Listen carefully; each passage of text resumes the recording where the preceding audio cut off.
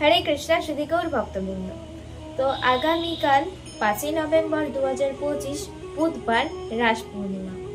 তো এই রাস পূর্ণিমা পালিত হয় কার্তিক মাসের পূর্ণিমা তিথিতে। এই দিন ভগবান শ্রীকৃষ্ণ এক চন্দ্র ভরা রাতে তার বাঁশি বাজাচ্ছিলেন। তখন ব্রজের সমস্ত গোপীগণ তাদের সমস্ত কিছু কাজ ছেড়ে তার কাছে চলে আসে। তখন শ্রীকৃষ্ণ তাদের সাথে মহা রাসলীলা শুরু করেন।